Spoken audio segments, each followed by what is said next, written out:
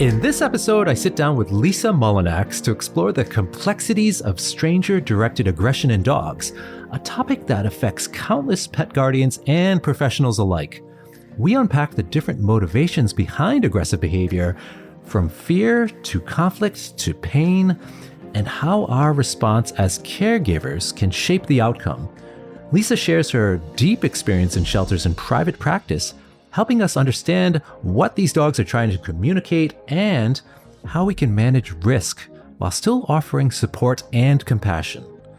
Lisa is a certified dog behavior consultant with over 2 decades of experience helping families and their dogs navigate challenges like fear, reactivity, and aggression. She's worked with more than 4,500 dogs across 250 breeds and has developed behavior programs for leading shelters including Seattle Humane and the Sacramento SPCA. As the founder of Serenity Canine, Lisa focuses on practical, positive, and collaborative strategies that consider the emotional needs of both dogs and their humans. And before we jump into today's episode, a quick heads up. If you're looking to learn more about helping dogs with aggression issues, head on over to aggressivedog.com because we've got something for everyone. For pet pros, there's the Aggression in Dogs Master Course, which is the most comprehensive course available on aggression, which is packed with expert insights and CEUs. For dog guardians, check out Real Life Solutions, which is a practical course for everyday challenges like leash reactivity, resource guarding, and dog-to-dog aggression. And if you want full access to expert webinars, live mentor sessions, and exclusive discounts, the Ultimate Access membership is just $29.95 a month. You'll also find info on the 2025 Aggression in Dogs Conference happening in Charlotte this September. That's all at aggressivedog.com. Check it out after the show.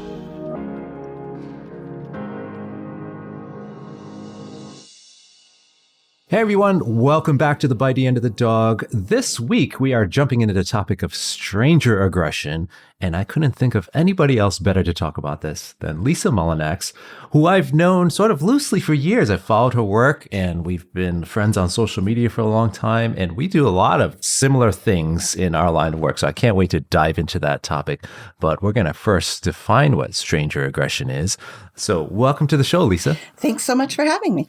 So stranger-directed aggression, or sometimes what people refer to as stranger danger cases, how do you define stranger-directed aggression? You know, it does frequently get labeled as stranger danger, but that's kind of a broader umbrella, and that can include dogs that are avoidant of people. It can also include dogs that are reactive to people, but then never display aggression, never bite, never make contact. Mm-hmm. So I define stranger-directed aggression as offensive aggressive displays and behaviors directed at unfamiliar people. And by offensive, I mean this is not a dog that snaps because a stranger presents their hand, right, for sniffing. These are typically dogs that someone comes into the home and they're charging right in. I think that's one of the confusions that are out there too, or misconceptions, is that when we think of strangers, it's like, oh, directed at strangers, right? So whatever they're doing, but it could be, right. A stranger comes in the home and touches the dog's bone or food, right? So when you say offensive, how do you differentiate that between like defensive aggression of a dog that's just fearful of strange people coming to the home? I think there are some dogs that have a lower tolerance for interactions with unfamiliar people, and those can certainly be defensive. Like I said, the person comes into the home and the dog is largely avoidant, and then that visitor goes to pet the dog, and the dog might growl and snap. While that's still aggressive behavior, I don't put that under stranger-directed because it's a reaction to the interaction, not the stranger themselves. Okay, I got it. So the dogs I'm picturing then are stranger comes onto property and the dog just goes for them because they are, in terms of the motivation. Right. Well, let's actually dive into that. Yeah. In terms of motivation, we sometimes say it's fear or protection of resources or territory, which I consider sort of a resource. But you want to dive into that side of things? Like if somebody says, well, what's the difference between territorial or a dog that's fearful or a dog that's maybe a livestock guardian dog protecting what they consider their flock? Right. Expand more on that. Help me understand that. Sure. And this is a question that comes up from clients all the time, right? Is he being protective? Is he being territorial? What are the motivations behind this? what I tell the clients and what I have to remind myself all the time is only the dog knows. Only the dog knows if they are protecting their territory, protecting their person, or protecting themselves from a perceived threat. So personally, I tend to skip over those types of labels and just go right into what can we observe, what can we affect. And if you're going to find help in using labels for some of the other stuff, do you use it? Like, so if you want to help a client say, well, this could happen to you because the dog's protecting a resource, so you see something obvious, like it's only happening around the food or a particular resting spot in the home. Do you then make distinctions? I will if the client is using a label that the behavior doesn't match.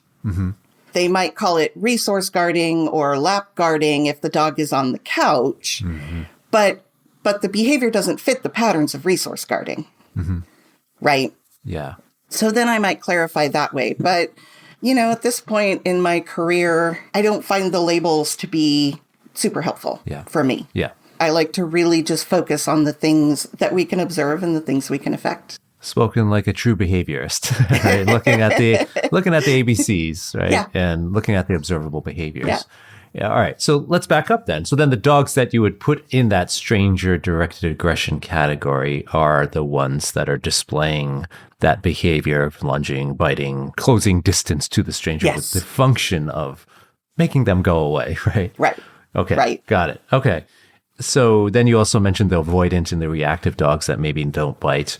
So we're observing behaviors that are, weight shifts away, moving away, barking, that kind of thing, maybe vocalizing, whining. Right. Okay, got it. So let's talk, maybe give us a personal experience about some of these stranger-directed aggression case then, or some of the cases you've worked. Well, my personal experience starts from the very beginning when I was just the average pet guardian and, would have been your typical client. My first dog as an adult was a dog I got in a box outside of a grocery store, under-socialized because we didn't have the internet to tell us about socialization in the early 90s. And, started displaying some signs of aggression pretty early on.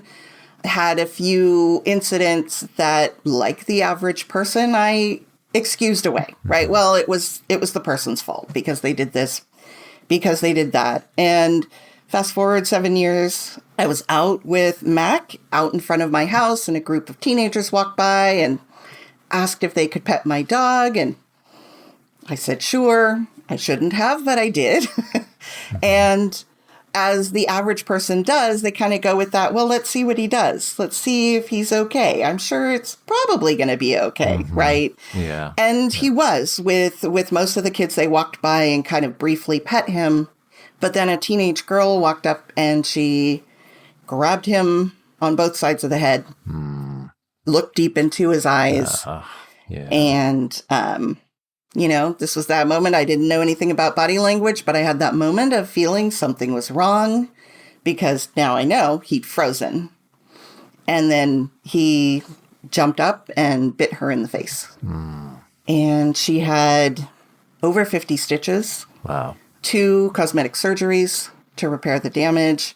Mac was seized by animal control, ended up with a dangerous dog designation. It was every pet guardian's worst nightmare. Yeah. That experience immediately taught me that dogs are not one thing. You can have a dog that is very dangerous with strangers. That is the most wonderful pet at home and with the people in their circle of trust. And that fit Mac to a T. Yeah. I'm sorry to hear about that incident, of course. We know in the work we do just how impactful and emotional and the effects that can have on us as guardians, and of course as trainers. We see the effects if that happens under our watch or we have clients that experience that. If you get into aggression work, you start to see a lot, unfortunately, but that's, of course, the work we do. So that, I'm assuming, really affected how much you're going to be you were deciding to work with training and aggression cases eventually. It did. And it wasn't something I set out to do intentionally. I started assisting the behavior consultant who helped me, a wonderful woman named Angie Neal. She's out in Colorado. Oh, yeah. Yeah. And I started helping Angie. And Angie would approach me and say, hey, Lisa, these students are having some similar problems that you had with Matt. Can you talk to them a little bit about your experience and what you do? And, I found it really helped people. And then, I kept learning more. And one of the wonderful things about Angie was she really, really focused on continuing education. It was like, we're going to go to this seminar. We're going to go to this conference. And, the more I learned, the more I wanted to help. And, it was a few years later when she said, okay, you're going to go see this client now.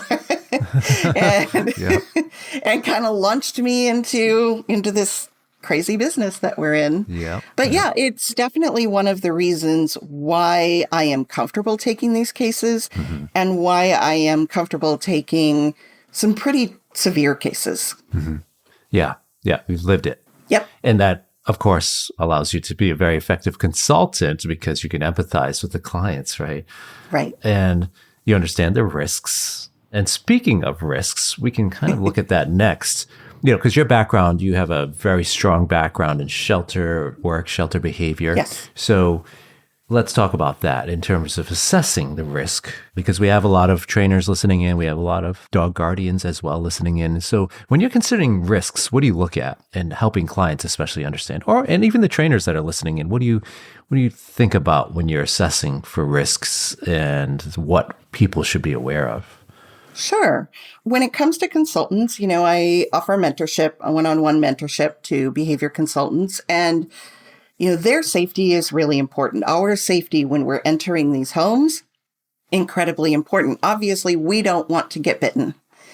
Sometimes I think bites are bad, but I think we tend to forget that bites aren't just flesh wounds. A level 3 bite can cause nerve damage, and that can really impact our ability to do our job. So I want to make sure that consultants stay safe. And so what I do and what I recommend my other consultants do is we now have the ability to do remote consultations really easily in a way that we didn't before. So I do all of my history taking and my initial consultation remotely with the client so that I'm not trying to gather information over the noise of a barking dog or worrying about my safety or not getting the information I need to because I'm having to focus on more urgent things. And it's during that history taking that I can start assessing risk. And I'm looking at a number of things. One of the first things I'm looking at is how successful they've been in introducing the dog to new people since adulthood. Now, if this is an adolescent dog, obviously we don't know that yet. But if this is a 4-year-old dog, I want to know if they've been able to bring new people into the home and the dog fully accepted, brought them into the circle of trust, which I define as the dog is as comfortable and affiliative with that person as they are with their people. Not just that the dog reluctantly coexists with that new person in the home. And if they haven't, if that dog hasn't met anyone successfully since they were 6 months old, this dog is going to be high risk. This dog is going to be difficult and is not going to be the type of dog that I'm going to walk into the home and start tossing treats. Right? We're going to have to go with a much longer and more structured approach. To me, that's a big risk factor. Another one, like I mentioned kind of at the beginning, is a dog that closes distance. Again, if someone calls me because the dog was barking, growling, running away, and the visitor said, oh, it's okay, dogs love me, and approached and backed the dog into a corner, that's a defensive bite. That's much lower risk.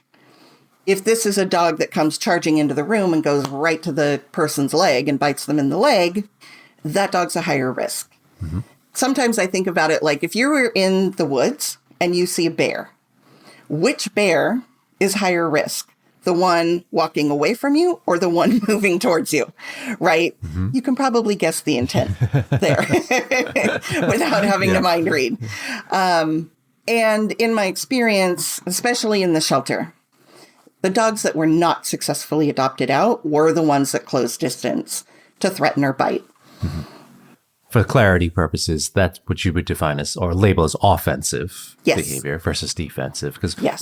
we've used that term in other episodes, offensive versus defensive aggression, but it's not Okay. always clearly defined. Yeah. But you're explaining it quite well here with the bear analogy for sure. Yeah, and then the other factor that I look at for the client in terms of risk is how manageable is this behavior? And, that depends on a lot of factors. That depends on their home environment. That depends on their lifestyle, other family members, their physical ability to intervene and manage that dog. So those are definitely factors that I'm looking at and that I'm taking into consideration. And when you see these variables like offensive aggression, high level bite history, the dog having a very small circle, taking forever to warm up to anybody, if at all, what kind of conversation does that tend to lead to for you? Do you find it's a poor prognosis scenario, or are some of those cases, if you have one shining part of that prognosis, like incredibly manageable, right? Right. That farm out in the woods kind of situation. Do you still continue to work with those cases, or do you find that you have to be realistic with expectations and outcomes? Oh, I'll work with all of the cases that people are willing to work with me on. And I think it's important to note that risk and prognosis are not necessarily connected. Yeah. Yeah. You can have a very high risk dog. Mac, I think a lot of people would say was high risk, but he was extremely manageable. So when I was fortunate enough to get him back, he never had another incident because he was very manageable. And I don't think the public at large realizes how many truly dangerous dogs live in our communities. And they never will because those dogs are so well managed. Yes. Right? We don't see them. Right. Right? Yeah. And so prognosis, I think that's what comes in with the client's abilities, also with the environment. And that piece can change because you might have a single person, living in a house with a yard, and they've got that behavior very well managed. And then there's a life event, a job change that requires them to move into an apartment, or they meet someone, a new partner that they want to integrate into the home, right? Or they develop a significant health problem that requires caretakers to come into the house. Yeah. And so that can really, really change Yeah. how successful we're going to be. Yeah, because you were touching upon some of the ramifications too.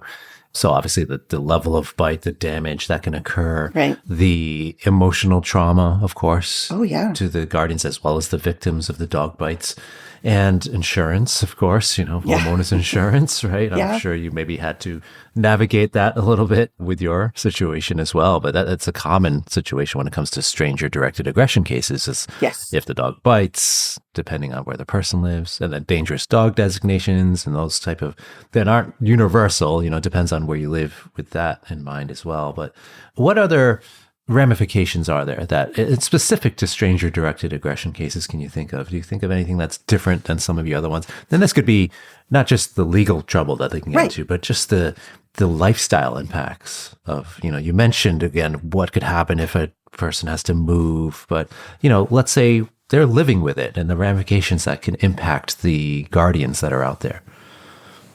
Absolutely. So it's been a while now. It's been about 8 years, but I put out a survey on social media about living with difficult dogs, and I expected to get a few responses. And it was any behavior challenge, right? I just wanted to get a sense of what this experience was like for the people who lived with these dogs, especially in terms of the stranger-directed aggression cases.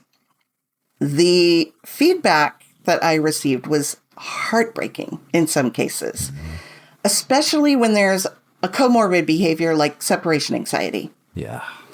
Yeah. These are people who can't take the dog with them on trips or family vacations or holidays, but they also can't have someone come into the house to watch the dog.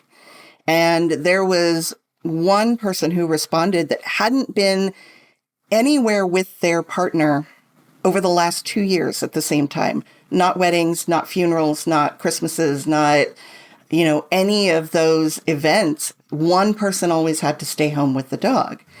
That's extreme. That's an extreme example. Another person built an extra small wing onto their house that the dog could be secured in and away from visitors.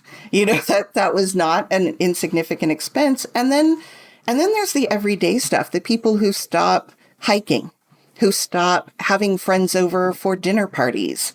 There's a personal cost that this behavior can take, which is one that I also experienced personally with Mac. I was afraid to have someone come over in spite of my previous experiences with him, because at the time I didn't understand the behavior. I didn't know where it came from. I didn't know what to look for. I didn't know what was going to set it off. Yeah. Right. And it wasn't until I learned about body language and all of those important pieces that I was able to get my life back. Yeah. I'm so glad you're bringing this up, Lisa, because it's something that we don't see as much as we should, meaning we don't always recognize the impacts on somebody's life, that when they're living with a dog like that. And separation anxiety combo cases are absolutely one of the most difficult. Yeah. Because they're prisoners in their home in a way. They are. And they're there with their dog. And unfortunately, the dog also, their quality of life is severely impacted many times because the amount of opportunity to see the world or explore and gain that enrichment and those experiences is very limited. So thank goodness we have Sniff Spot now that we didn't have before. This has opened up a whole new world for these dogs. And, they are now they're getting to be off leash and getting that really important exercise and enrichment, and everyone gets to relax. So that has made a huge difference. Yes. Yeah. I'm a big fan of Sniff Spot. Me too. For sure. Yes, absolutely. So given your background in the shelter world, talk us through some of your decision-making process or what your thoughts are, because we've talked about so many of these ramifications. We really have to empathize with that, folks in the shelter world it's a very stressful environment to often be working with because of the decisions that need to be made. I think shelter folks are some of the most underappreciated, underpaid, right, overworked people on the planet. Yes. Because of the love they have for animals is what draws them to that. But then they have these decisions to make, and the considerations that we have to navigate is we have a dog maybe that does have issues with strangers, and it's in a kennel environment, and we want to get them out to the home that's somewhere because we know it's often better than the shelter environment for these dogs. But then we have to think about the ramifications that can have on somebody's life, right? So they say, well, this dog it just needs to warm up to people and toss it a few cookies, that kind of thing. And then it turns out it's not that kind of case. Right. And I don't fault a lot of shelter folks. They might be seeing that in the kennel environment, but then once the dog gets to a home, maybe some dynamic changes for their behavior that's going to impact the behavior. So give us your thoughts on that, the struggles there. And the struggle is real. Yeah. And it's a very contentious issue in the shelter world. There is a lot of pressure to adopt out as many dogs as possible. Yeah. And there's a lot of misunderstanding about aggressive behavior. There are those people who want to see every one of these dogs as, their behavior as a result of being in the shelter. And once they're out of the shelter, they'll be fine. But that's not necessarily the case. It is for some. And I think shelters that have very well-staffed behavior departments that have the right resources to be able to differentiate between those dogs. This dog is defensive because he's charging the kennel because he is behind this barrier. But once we get him out, absolute sweetheart, this dog is not a risk. This is something we can prepare the adopters for, right? This isn't a dog we want to adopt into a home that has a chain link fence, right? Because this is going to could continue to be a problem for this dog. But from a risk standpoint, the dog shows a high level of affiliation. So this shouldn't exclude this dog from the opportunity of being adopted, right? Then there are dogs that have a history of this behavior in a previous home. And they may not display that in the shelter because now they're in a very controlled environment with skilled handlers. Yes. So we really need to consider, and thankfully the shelter world is starting to take a much more holistic approach to behavior assessments. It's not just a single test that is used to make a life or death decision, which at the time was important because we were euthanizing for time and space. Yep. Those initial behavior assessments save a lot of lives. Yes. But, as we learn more, we adapt. And so now we have this more holistic approach where one of the struggles comes in is it has now become contentious within the shelter, within a lot of shelters, that there are people making these decisions and then there are people in other departments that disagree. Yeah. And there's a lot of back and forth. I have a shelter survey out right now that I've gotten about a dozen responses on, asking people about this. And so far, more than half, it's about 60% of the respondents say that their shelter's culture surrounding behavioral euthanasia is either contentious or toxic. That there's a lot of fighting happening. And nobody wants to make these decisions. I never wanted to make these decisions in the shelter. I would love to save all of those dogs. I'm there because I love the dogs. I love behavior. I like working with these dogs. And so when there is this type of infighting, it takes a huge toll on everyone. Yeah. Right. And so, if you couldn't tell, I have pretty strong feelings about this. But one of the considerations we have to have is if we're going to adopt out dogs that have this history, we, meaning the shelter world, need to take on the responsibility of providing adequate support for that dog in the home. It's not enough to go into what we call a pre-adoption consult, right? You meet with the potential adopter, you tell them about the dog's behavior history and all of that so they can make an informed decision. And what I have seen happen is the adoption counselor or the behavior person goes in, talks to the potential adopter, and tells them about the behavior, and then tells them how to fix that behavior, what they need to be doing for training. But it's not so much the fact that the dog, we can't change the behavior. What I see impact the dog's success in the home is the manageability of that behavior. What management needs does that dog have, and can that potential adopter meet them without any BMOD at all? And if they don't feel they can, if we've presented that to them and said, hey, look, you're not going to be able to have anyone come into the house, or you need to work on making sure that the dog is confined safely before you bring anyone into the house, and they're thinking, there's no way. I have teenagers and their friends are coming in and out all the time. Yeah. They can make an informed decision versus if we tell them, hey, this dog has a problem with strangers and what you're going to want to do is, just have people come over and give them treats and have them toss treats to the dog. That gives them an impression that this is going to be really easy. Yes. And it's not. Yeah. Yes. I really like that distinction because in our behavior cases, we start with management always, right? We start with management to prevent rehearsal of the behavior and for safety and, of course, all the other reasons we do it. But I really like that distinction because it doesn't set false expectations, like you said, just I can toss treats. And then just backing up a little bit too, thinking through, it's kind of like the shelter teams are like a big family. So when we see a client, there's a lot of different opinions and what the potential outcome should be for the dog. And you have lots of contention and sometimes fighting in between family members. So I can totally understand how it can happen when we have a team of people that care for animals and that get attached to the dog. Sometimes the dogs are there for a long time and it's hard. Who doesn't get attached, right? Even if it's a dog with, pretty significant issues with strangers, people, maybe that shelter staff member that's worked a year with the dog finally makes some inroads, and then they hear about these decisions being made. It must be incredibly stressful and then difficult. So I certainly empathize with, again, all of the team members out there making these difficult choices and having these conversations. So I want to get into the reasons a little bit more, but I think what we should do is take a quick break to hear a word from our sponsors. And we're going to come right back and talk about why dogs display many of these behaviors. So let's take a quick break and we'll be right back.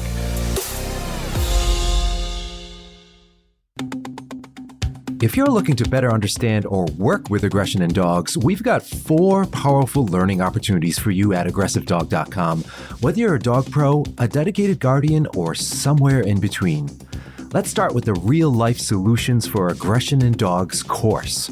This is a straightforward, practical course designed for dog guardians struggling with issues like dog-to-human aggression, dog-to-dog aggression, leash reactivity, and resource guarding.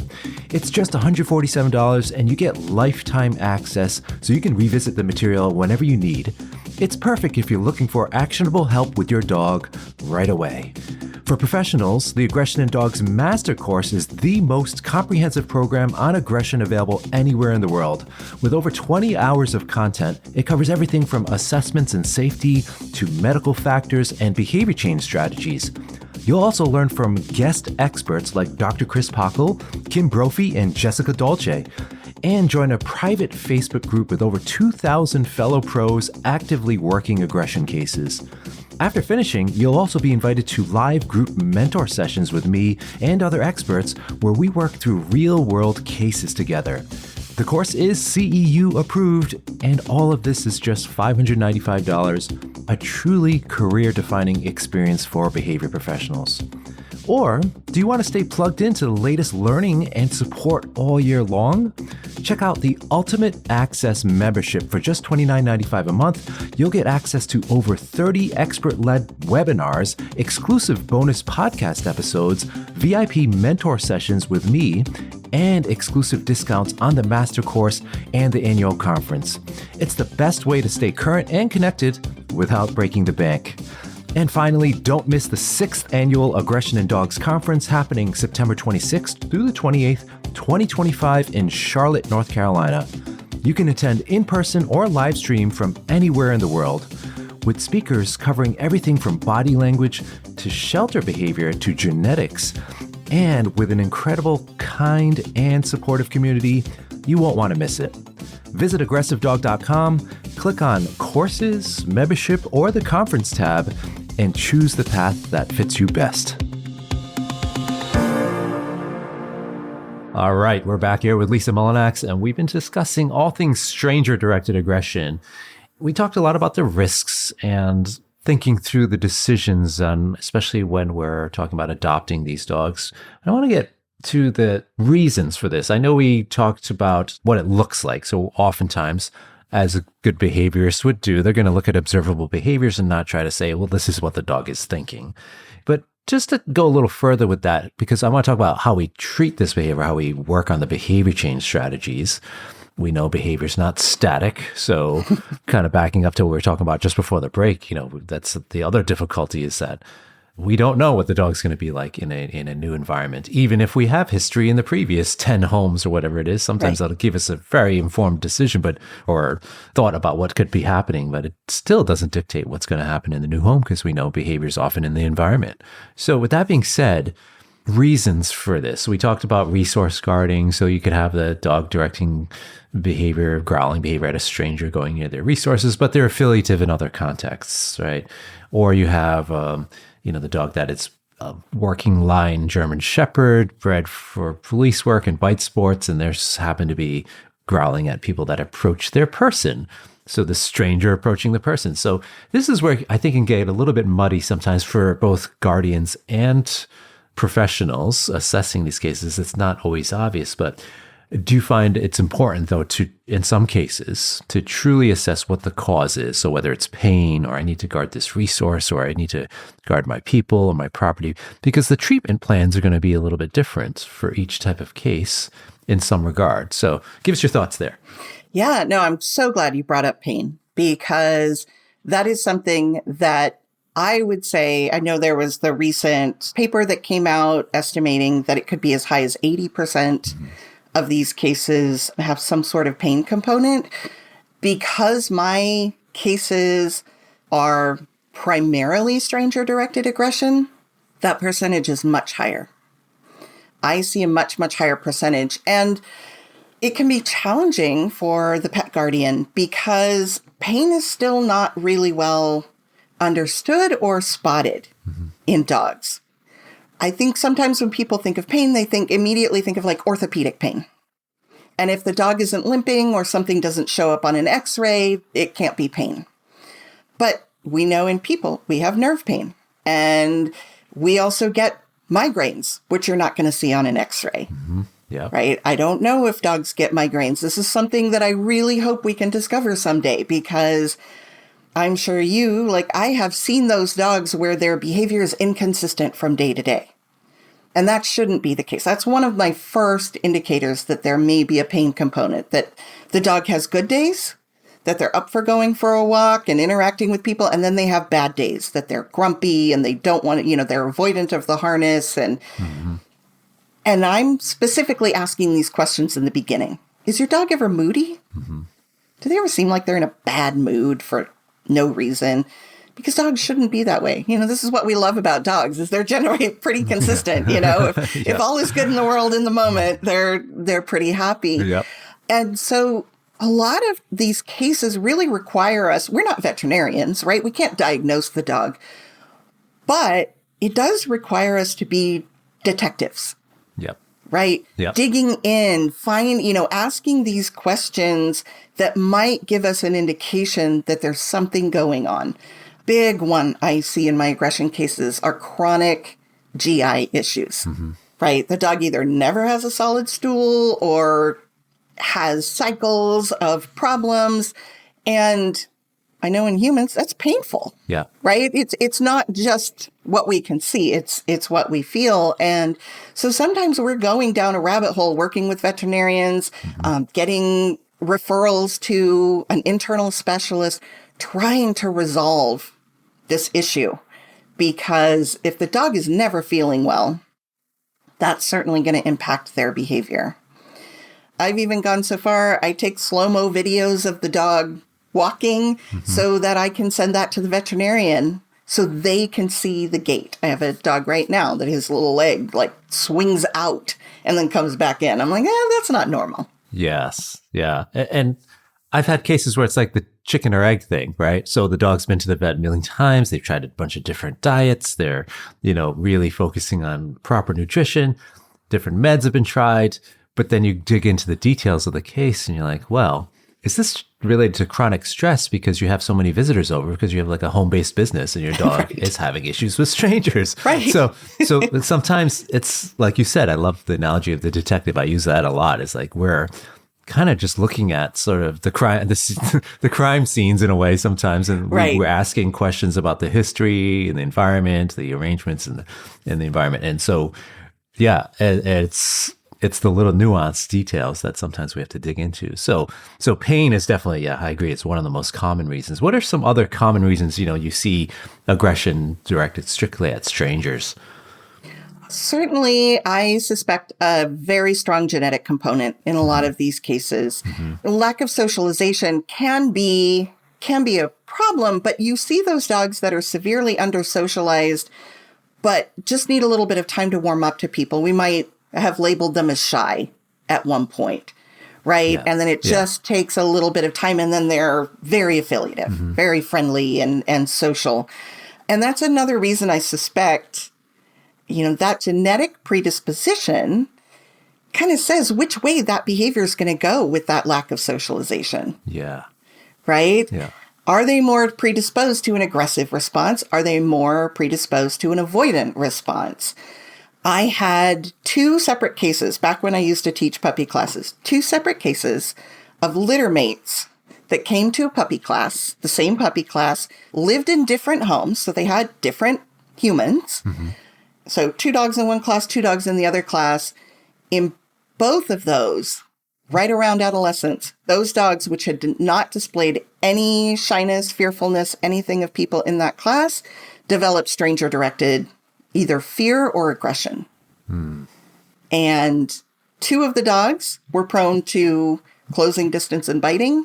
The other 2 were prone to avoidance. And in terms of the sets of litter mates, right, there was very clearly, I'm not a geneticist, so I'm not going to be able to prove that. But in my mind, that was a pretty clear sign to me that this isn't just about making sure we socialize puppies. Exactly. right? Exactly. Yeah. Because both of these puppies not only came to puppy class, but they had really great families who Yes. were trying to do all the right things, and they still ended up this way. Yeah. Yeah.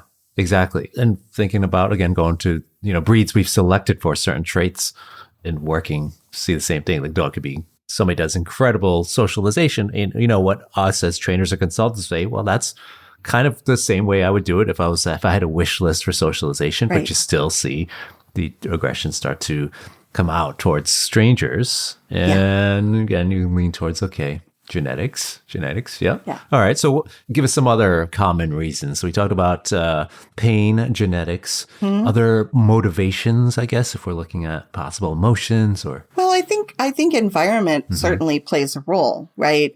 We talk to our clients all the time about not having the window blinds open for the dog to bark at people going by, all day long, because the dogs really get good at it, right? They know how to chase off people. And then the one time you have the person come to the front door and that person doesn't go away when the dog barks and they cross the threshold, that's when the dog escalates. So probably a genetic component there as well, but this is where the environment contributes, and so does the learning history, right? The dog is practicing this behavior over and over. I talk to my clients all the time about, like, if you let your dog practice this, then the one time you're there and you try to tell them, no, don't do that, the dog is basically saying, no, listen, trust me, I do this for a living. I know what I'm doing. I'm very good at it. Just let me do my thing. And that can be a hard one to convince people, right? We all like having our blinds open. But I think the environment can contribute. I will say, in terms of all the behavior histories I take, traumatic experience seems to be the least common. So even if they came from a known abusive home, some of those dogs are just the most passive, deferential, avoidant dogs that I've worked with in the shelter or in a home. Not to say that traumatic experience can't contribute to it. Here's one example. Puppies that develop parvo or very serious illnesses and end up spending extended time in the vet's office where they're subjected to a lot of invasive handling. We don't think of that all the time as trauma because it's not intentional trauma and it's necessary. But that's certainly, from the dog's perspective, pretty traumatic. And I have seen, I had one case of a Great Dane that only reacted to people coming through a doorway. If they met them anywhere else in any other way, they were fine. Turned out the dog was very ill as a puppy. And so they were constantly in these small rooms where the vet would come in and then do something invasive. So people walking through that doorway became a big problem. But also that was an easy one to fix. Right? The dog was okay with strangers. It was just this one. Manage the doorways. Change the association. Exactly. With those dogs that you find, you described as sort of passive, do you find that there could be like a learned helplessness component or just the learning history? Because you would think the other dogs too, when you think about an offensively aggressive dog, the reason we're not seeing that is like in terms of the cause is like, because most people would be like, all right, I'm not going to stick around for this dog that's coming after me offensively. So you actually see less of those dogs. Do you see there's like a learned helplessness component or more like a learning history, or like how would you describe what's happening in that phenomenon? Oh, sure. I think that can definitely play a role. I think it's different with every case. If you have those dogs that are a little more predisposed at avoidance, they're less likely to aggress. And that doesn't necessarily have to be a learned component. I think it really comes down if we have the luxury, which we don't have in the shelter a lot of times, but if we have the luxury of having a very clear and detailed behavior history, then we might be able to identify that. But I think it's going to depend with every dog. Yeah. Do you get into emotions with your clients, meaning labeling the dog or pointing out body language that might be indicating fear versus, if we look at some of the other emotions, rage or anger, if we're looking at an effective neuroscience model. Right. Do you talk about that with clients to help them empathize with their dogs in some cases? Or is it more of a ABA lens where we see the observable behaviors. This is what we want the dog to do differently when Uncle Bob comes through or something like. Right. So how do you get into that side of things? I used to, but what's interesting, and this is one of the great things about all the many resources available to pet guardians, everything from the AVMA website to everything they go to now, is explaining this to them. I think people have a better sense that this is stress. This isn't their dog being mean. So I find that clients now, I don't need to go down that route. They're not saying this dog is really dominant and stubborn. I mean, I can't remember the last time I had someone say that. It's been, so maybe I'm fortunate, in the clients I get, but it used to be all the time and it doesn't happen as much. So I don't really find that I need to. And, back in the early days of my career, when I was doing that, it often ended up in a little bit of a debate with the client, because when you have a German Shepherd, you've got a 90-pound German Shepherd that is flying at the window, barking and snarling and growling. And you say, he's afraid. That's because he's afraid. They're like, that doesn't look like fear to me. Right? He looks mad. And I always think about these things and think about even my own personal experiences in potentially threatening situations. And I had something once where I was out with a friend and we were driving and we were in my car and the car got surrounded by this group of people. And it was a really scary situation. And my friend immediately grabbed her phone and started calling her husband, who was in law enforcement. It wasn't a conscious decision, but I rolled down my window and I yelled at them to get the away from my car. And anyone who knows me knows I'm an incredibly passive, not confrontational person. I have no idea where that came from, but I was mad. So we were in the same scenario, and for whatever reason, that's the emotion that came up. And so I also think it's a very, again, only the dog knows what they're feeling. And they can be feeling both. They can be feeling mad and anxious. We sometimes try to make emotions the singular thing. Right. But they are capable of experiencing conflict just like we do. Yes. Yeah. So in this regard, we're talking about all the motivations and causes for stranger-directed aggression. Let's talk about how we treat this or how we work on behavior change strategies. So let's go through kind of like your standard. I'm sure both of us, so we talk about management, right? We're going to avoid allowing the dog to practice the behavior. But then you get into, okay, we've got a decoy coming over, somebody to help us, and we're going to start working with the dog, or even if it's yourself. Sure. What are your usual steps for the typical case? And then we can talk about the more, the complexities and nuances. It's hard to say that there's a typical case because these are extremely complex cases, and the environments, the people, the things that trigger their behavior, their reactions, all of that are so varied. But I will say that what I start with typically is that dog has to be okay with me first. Before we can talk about bringing in other people, I need to know what this particular dog needs to feel comfortable and to eventually let me into their circle of trust. That can look very different for some dogs. That it's a very mild case. They just need to be introduced in a certain way. You put the dog in the other room, have the person sit on the couch, hand them a handful of treats. The dog comes in, the person tosses treats, we're good.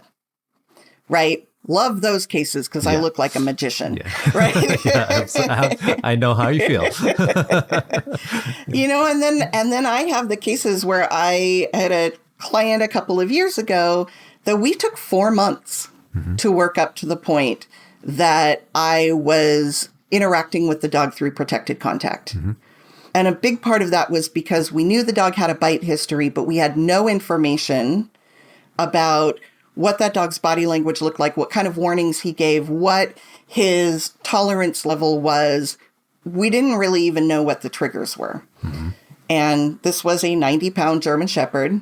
One bad bite can limit my ability to work. Mm-hmm. And, my employer doesn't have sick pay. She's very stingy. I don't get paid vacation or sick time. One of the downsides of being self-employed. So I had to be very careful. And I was very, very lucky with this client because she is behavior savvy. She does a lot of training in other contexts. Mm-hmm. And she was willing and ready to take as long as we needed. And so we did a very slow process of introduction where we met once a week, and we might start by sitting, in chairs on opposite ends of the driveway. Mm-hmm. She has a large piece of property, so we had lots of space. And I find with these dogs, it's very important in the beginning that the treats don't come from the stranger, because that sets up that conflict like we were talking mm-hmm. about. If I start tossing treats, the dog may want the treats, mm-hmm. but still be uncomfortable with me making eye contact, making gestures towards them, all of that. Mm-hmm. So my default is always that all of the food comes from the client at first mm-hmm. until I can assess that we're ready to move to next steps. And then from that process of learning what that dog needs to be comfortable with me, then I develop a protocol specific to that dog on how we're going to do introductions to new people. That's when I then bring in an assistant and we run through that protocol with them mm-hmm. and make sure that the client is both able and comfortable enough with that protocol that they can recreate it on their own. This implementation stage is so important for these cases. I have so many clients that have worked with other positive trainers. They have the one session and then they're given, a big write-up mm-hmm. on what to do next. Yeah. And then that's it. And I think this also lends itself to trainer burnout. Well, we told them what to do and they didn't do it. Yeah. And with these cases, these are high-risk cases. These are high risk for the client in terms of financial liability, in terms of legal liability, and it's also high risk for the dog because stranger-directed aggression cases are, looking back over almost 25 years of doing this, are the only cases of mine that I know of that have resulted in behavioral euthanasia, mm-hmm. right? These are the cases that are really high stakes. And we talked a little bit earlier about the impact that this has on our clients. And it's really important that we have as much compassion for our clients as we do for the dogs in their care, mm-hmm. and that we design behavior programs that support those clients as much as they do the dog. Yeah. Yes. Because the strategies we use often are very straightforward in what we think as trainers or consultants, but like, oh, we could look at that. We can do counter conditioning. It's like second nature to us, but not to the clients. So they need that support, as you were mentioning. So it seems like, oh yeah, if we just write this down, most people can read it and they're going to be able to do it. But I tend to also avoid recipes. You need to be 10 feet away and mark and treat and all that stuff, because it doesn't also help the client in the long term. It might help them for one session that they do it with, but I prefer they become sort of baby trainers themselves, where they know how to modify things like distance, duration, intensity of the stimulus, and they know how to modify it based on how their dog's telling them, hey, I need more distance today because yesterday there was thunderstorms, or, there's another person, that UPS driver that showed up at the door this morning, so I'm a little on edge. And so that person can be like, well, that happened, so I need more distance, to modify that. So yeah, I totally agree with you that the support has to come in a much more coaching aspect, and not just hoping the client's like, I can process this and suddenly be like a great trainer or great athlete or swim in the deep end of the pool on my first day, right? Right. Yeah. And I think consultants who work with these cases I encourage them to learn a new skill, play the guitar, learn how to watercolor, mm-hmm. learn how to do something new that mm-hmm. you have never done before. Yeah. Because, you take a painting class. If you don't have a good instructor, you can see how hard it is to be successful. Yeah. Right? Yes. And this is what we are. We are instructors. We are coaches. Mm-hmm. and then we are dog trainers. Yes. Right? Yeah. We say all the time, if all we had to do was work with the dogs, well, that's easy peasy. Yeah. Yeah, exactly. Yeah. Yeah. It's the people side. Yeah. Right? Yeah. Yeah. And because of the complexity of these cases, you mentioned recipes, something I also feel very strongly about. Mm-hmm. I have a client that I just started working with. They worked with 4 different behavior consultants, and all of them gave them the same recipes. And none of those were specific to the client, their environment, or the dogs themselves, or even the behavior. They were just kind of like, this is another reason why I'm so resistant to labels. Oh, well, you have this behavior, so here's the protocol. Yeah. And this client paid a lot of money to 4 different people and a lot of time, and they're not getting what they need. Yeah. Right? Yes. And every one of these dogs, I'm going to say this a million times, every one of them is so different that, yes, in some cases, it is about tossing treats and working up to that counter conditioning effect. Mm-hmm. But it's important to note that even recent studies have shown that counter conditioning is not doesn't create a permanent change. Right. Yeah. And I want my clients, I set that expectation that we're not fixing aggression. Right. When your dog is in a situation that they are not prepared for and they are overwhelmed, this behavior that you have seen is going to be what they default to. Yep. We can increase their tolerance. We can teach them skills so they are more manageable in these situations. Mm-hmm. In these cases, we can develop an introduction protocol, basically a behavior modification plan of 1 for each new person, and we can bring that new person in. But we can't just say, here's how we treat these cases. Yeah. Because when it backfires, in our training community, we have set up this false dichotomy of positive versus balanced. Yeah. And when we communicate that to our clients or they read this online, then if we give them a behavior plan that is not effective, they're going to say, well, it must be because this method doesn't work. Exactly. And so we can't get mad if they then go seeking the other method because we've told them there are 2 choices, as opposed to it's the behavior plan that was the problem. We need to adjust that, not simply switch to another method or another piece of equipment or something like that. You are so speaking my language right now. This is exactly how I feel about it. So thank you for saying that and explaining it so eloquently too. Yeah, I think it's the nuances, right? And the details. It's like you were just saying, it's like, all right, we're going to teach you how to swim. And the trainer's like, yeah, okay, so tread water 10 feet. And they're thinking you're going to get to the other side. But they don't realize the client's got a 20-foot length pool, right? Right. So, or that the client doesn't know what treading water looks like. Right. Yeah. So you mentioned things like counter conditioning. I think a lot of the trainers listening in know what counter conditioning is, or should if they're working in aggression cases. But, there's a lot of protocols and people are familiar with the different names. But do you have anything that you use a lot of? So do you use like differential reinforcement or look at that or BAT or CAT or, one of the different hats or foundational skills, stationing? Like what are some of your strategies? Well, first, I kind of want to point out that love the trainers that have developed BAT and look at that and pattern games, super smart trainers, very smart protocols, but they are recipes. Mm-hmm. If we don't understand the individual components and what's going on within them, then just throwing them at these cases may not help us reach our goals. Right. I also find it's really important whenever we're communicating about these protocols that we are very clear what we mean. Pattern games is a lot of things. Mm-hmm. And yet I have had mentees who say, well, I have this case and we did pattern games. I'm like, okay, which games specifically, in what situations, what was your goal? What is the ultimate goal of this? Are you doing pattern games simply to distract the dog and manage the dog? Or is there an outcome you want from this, a behavior change outcome? Also, in talking to them, when I say, what do you mean by look at that?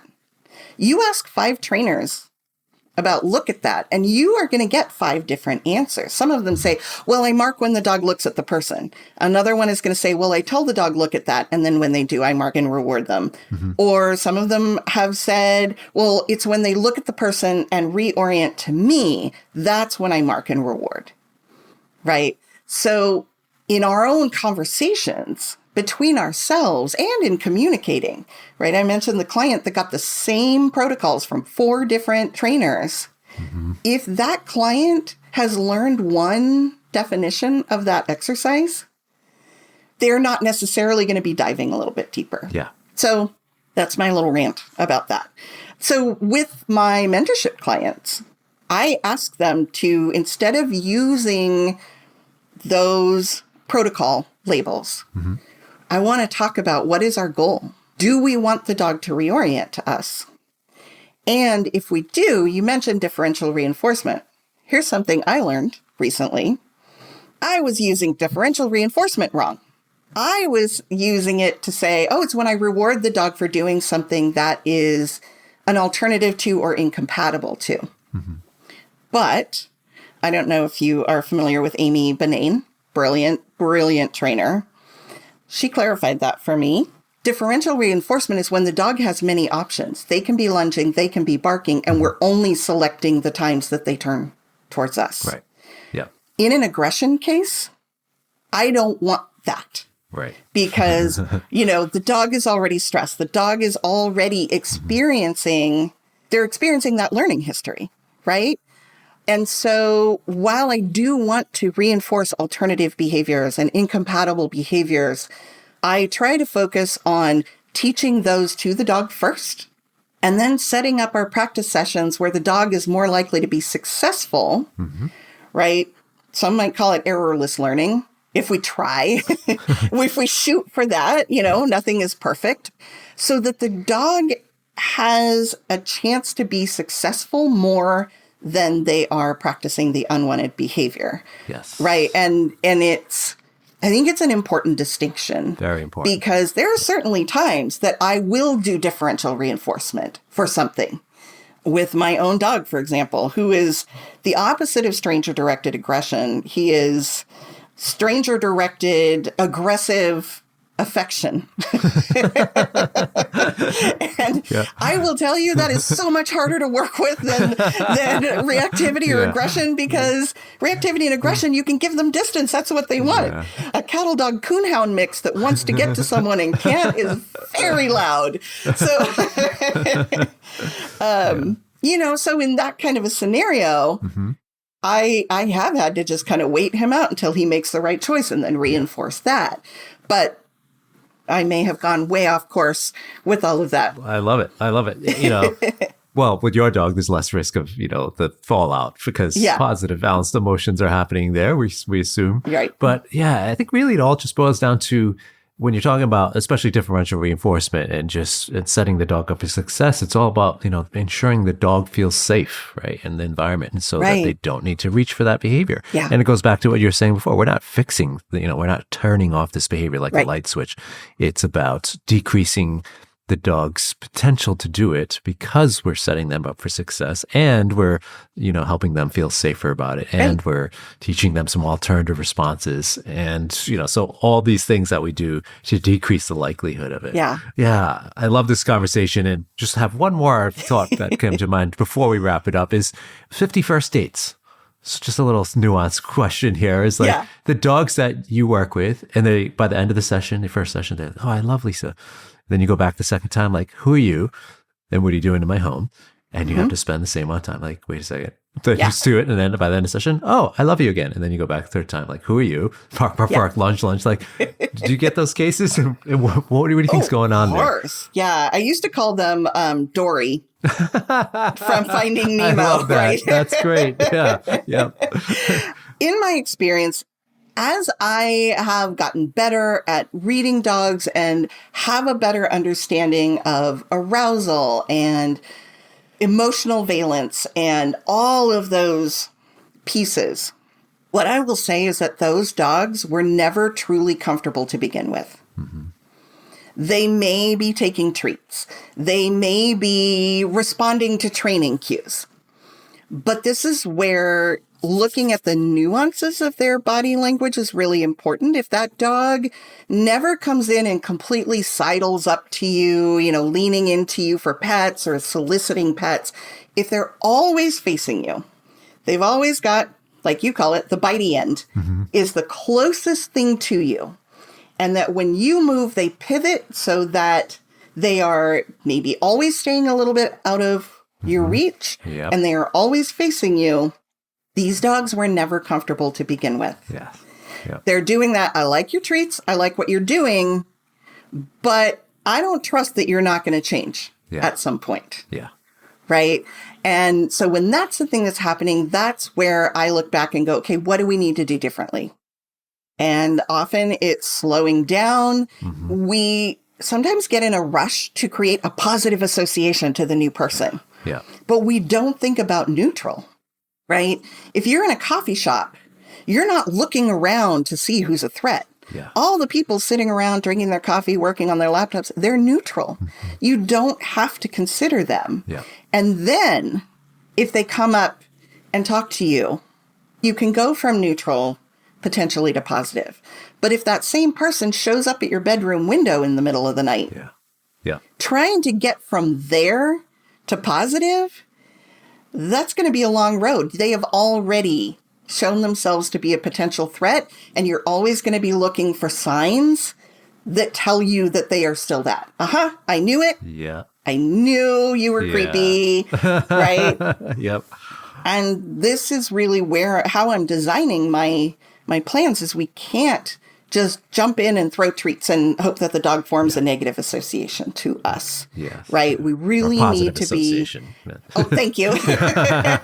Yeah, we definitely want to avoid the negative association. So, and this is where, when I was introduced to the concept of emotional arousal and looking at positive and negative valence and just high and low arousal in general, I may not always be able to confirm that the dog is 100% in positive valence. But I can tell if they are low arousal versus high arousal. And I'm always looking to work within that low arousal scenario. Yes. Yeah. Yeah. Good distinction and good analogy too, with the stranger showing up at the bedroom window. So love that. Love that. I've really enjoyed this conversation, and I would love to have you back on again at some point in the future. But tell people where they can find you and what you're working on next. I'm working on lots of things. So you can find me at lisamullinax.com. And you can also find me on my podcast, aggressionbites.com. Find that on Apple Podcasts and Spotify. And that's with a Y, right? That's with a Y. Yes. Because I'm trying to keep these, to be about the amount of time a behavior consultant needs to drive from home to their next appointment. Love it. Oh, that's great. And I have my stranger-directed aggression series. I offer that twice a year in the spring and the fall. And so that information is on my website. It's a 3-part series for behavior consultants about working with these cases from start to finish and really looking at the practical aspects of these cases. And they can also find out information about one-on-one mentoring. I love helping behavior consultants be successful in these and other aggression cases because we are the first line of defense. Yes. And we all care. And so it is really frustrating when we don't get the results we want. Yes. Yeah. Fantastic. It's all amazing resources, and I'll be sure to link those in the show notes. Lisa, thank you so much for coming on again. Thank you so much. I hope to see you in the future. Great. Thank you. It was such a privilege to speak with Lisa and gain her insights into the nuanced world of stranger-directed aggression. Her experience and empathy really underscore how important it is to look beyond labels and behavior and into the emotional lives of dogs and their people. And if you're ready to go deeper into understanding and helping dogs with aggression, visit aggressivedog.com. Whether you're a professional or a dedicated dog guardian, you'll find everything from the Aggression in Dogs Master Course, which is the most comprehensive program of its kind, to expert-led webinars, informative articles, and even the Aggression in Dogs Conference happening from September 26th to 28th, 2025 in Charlotte, North Carolina, with both in-person and virtual options. And don't forget to check out our Help for Dogs with Aggression bonus episodes, which are solo shows where I walk you through real-world strategies for issues like resource guarding, fear-based aggression, territorial behavior, and more. Just hit subscribe or head to the show notes for more info. Thanks for listening in, and as always, stay well, my friends.